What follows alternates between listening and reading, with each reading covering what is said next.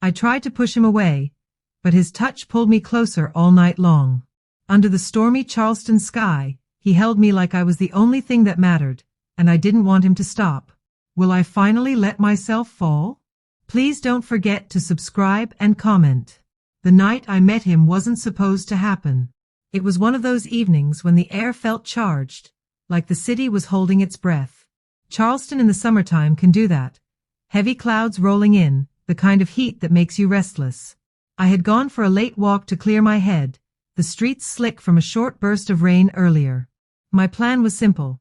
Head back home, make tea, curl up on the couch, and pretend the world outside didn't exist. But then I saw him. He was standing under the flickering porch light of the old corner bookstore, closed for the night, the windows dark. Tall, broad shoulders that made his shirt strain at the seams. He was leaning against the railing like he had nowhere else to be, but his eyes found me the second I rounded the corner. And didn't let go. I should have kept walking. I don't talk to strangers after dark, especially not ones who look like they could pick me up with one arm. But something in his gaze wasn't threatening. It was searching. You okay? He asked, his voice low, deep, with a hint of that slow southern drawl that makes you feel like every word matters. I hesitated. Yeah, why? You just look like you're carrying too much, he said, and I almost laughed at how easily he read me. We talked, there on the empty street, under the hum of the old light, for longer than I should have. He told me his name was Julian Chase. He was in town for work, just a few days.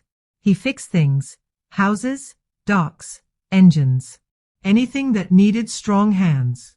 The wind picked up, carrying the scent of rain again. I glanced at the clouds. Looks like the storm's coming back. Julian looked at me for a beat longer than was polite. Then maybe you shouldn't walk home alone. I should have said no. But I didn't. We walked in silence, the sound of our footsteps echoing on the damp pavement. At my door, I thanked him, ready to slip inside.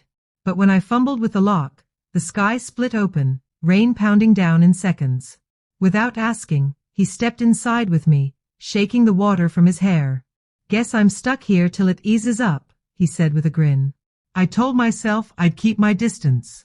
Just wait out the rain together and send him on his way. But as we stood in the warm glow of my living room, the sound of the storm surrounding us, I realized distance was the last thing either of us wanted. We sat on the couch, a safe space between us. He asked questions, not just to fill the air, but to hear the answers, about my work, why I'd moved here, the things I'd left behind. And with every answer, he moved just a little closer, his knee brushing mine. I could feel my heartbeat in my throat. I shifted away, once, twice, telling myself not to fall into something I couldn't control. But every time I moved, he followed, closing the gap again. At one point, his hand brushed mine. Large, warm, calloused. I pulled back like I'd touched fire, but he didn't let me retreat far. His fingers found mine again, slow and certain. Why are you fighting this? He asked softly. Because, I started, but the words caught.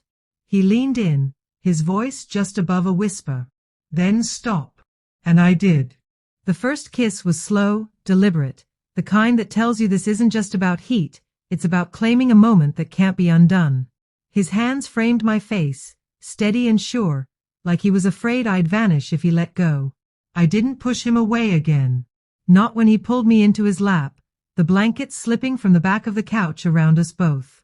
Not when his arms locked around me, holding me like I was something worth keeping. The storm outside rattled the windows, but inside, all I could hear was the sound of our breaths, the steady beat of his heart under my ear. He didn't rush. Didn't take more than I gave. He just kept me there, his thumb brushing over my shoulder, his warmth sinking into me until I couldn't tell where I ended and he began. At some point, I stopped thinking about the rain, or the clock, or tomorrow. I only thought about how it felt to be held like that, safe, wanted, completely undone, and how I didn't want it to end. When the storm finally passed, the room smelled faintly of rain and the faint wood smoke from the candle I'd lit earlier. But Julian didn't move. And neither did I. By morning, the sun was pouring in through the windows. I woke to find his arms still draped around me, his grip just as secure as it had been hours earlier. He opened his eyes, smiled like he'd been waiting for me to wake up. "You still trying to push me away?" he asked. I shook my head.